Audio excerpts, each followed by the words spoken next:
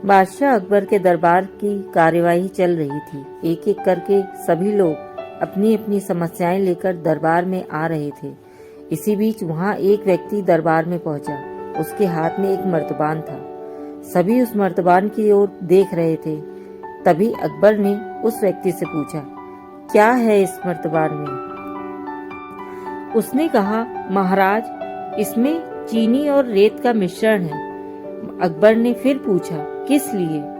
अब दरबारी ने कहा, गलती माफ हो महाराज, लेकिन मैंने बीरबल की बुद्धिमत्ता के कई किस्से सुने हैं। मैं उनकी परीक्षा लेना चाहता हूँ। मैं यह चाहता हूँ कि बीरबल इस रेत में से बिना पानी का इस्तेमाल किए हुए चीनी का एक एक दाना अलग कर दे।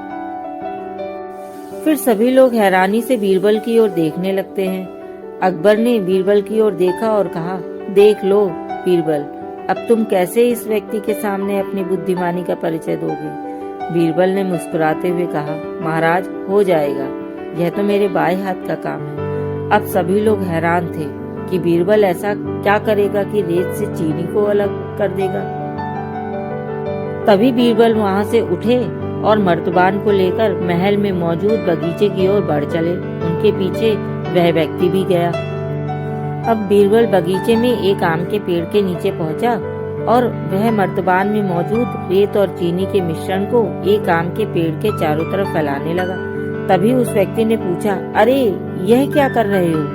इस पर बीरबल ने कहा, ये आपको कल पता चलेगा। इसके बाद दोनों महल में वापस आ जाते हैं। अब सभी हैरान परेशान कल सुबह का इंतजार करने लगते हैं। सुबह जब दरबार लगा तो अकबर और सारे मंत्री एक साथ बगीचे में पहुंचे। साथ में बीरबल और रेत व चीनी का मिश्रण लाने वाला व्यक्ति भी था। सभी आम के पेड़ के पास पहुंच गए। फिर सभी ने देखा कि अब वहां सिर्फ रेत पड़ी हुई है। दरअसल रेत में मौजूद चीनी को चींटियों ने निकालकर अपने बिल में इकट्ठा कर लिया था और बची खुची चीनी को कुछ चींटियां उठाकर अपने बिल में ले जा रही थी। इस पर उस व्यक्ति ने पूछा, चीनी कहाँ गई?